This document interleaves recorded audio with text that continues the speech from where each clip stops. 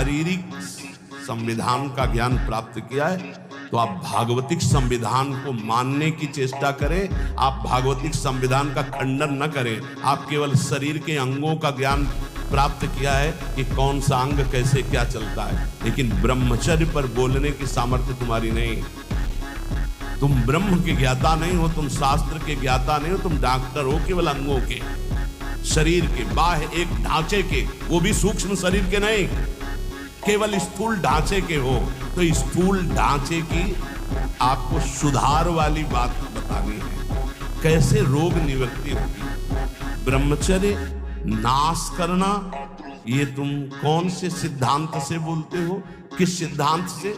छोटे छोटे नवीन अवस्था के बच्चे तुम्हारी बात मान करके और नष्ट होते चले जा रहे, 8-8 बार 10-10 बार वो ऐसी चेष्टाएं करके इस दशा को प्राप्त हो गए कि सामने आके कहते हैं, एक अधिकारी का बच्चा, वो अधिकारी भी बैठे थे अपनी पोजीशन में, सिर्फ आपका वीडियो सुना तो आपको बताने आया हूं, मुझे बचा लीजिए। ऐसे बैठे थे बिल्कुल, मुझे बचा लीजिए, नहीं मैं अपना शरीर दूंगा, नहीं नहीं बच्चा नहीं, बिल्कुल नहीं, तुम बिल्कुल ठीक हो जाओ, तुम एक बार हिम्मत करो, हमारी बात मानो, हमारे पास कोई औषधि जादू टोना नहीं, केवल हमारी बात मान लो, भगवान तुम्हें शक्ति देंगे, तुम इससे निकलो, इससे निकलो। ये ब्रह्मचर्य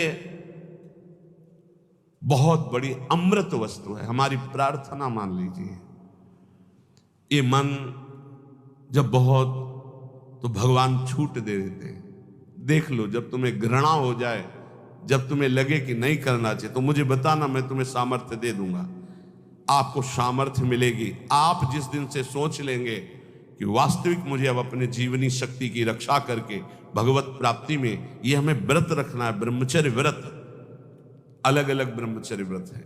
गृहस्थ में शास्त्र सम्मत एक पत्नी व्रत और संतानोत्पत्ति के लिए ऐसा संविधान किया गया है।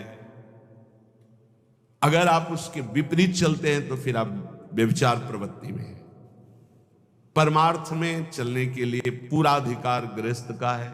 ऐसा ना सोचे कि गृहस्थी में होने के कारण मेरा मोक्ष नहीं हो सकता या भगवत प्राप्ति नहीं हो सकती या मैं ब्रह्मचारी नहीं कहा जा सकता।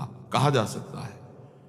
जिसने पाणिक ग्रहण संस्कार नहीं किया तब तक ब्रह्मचर्य रहा, फिर पाणिक ग्रहण किया तो एक पत्नी व्रत, और वो केवल संतानोत्पत्ति के लिए, और जब संतानें हो गई तो ब्रह्मचर्य, वो पूरा जीवन ब्रह्मचारी माना जाएगा।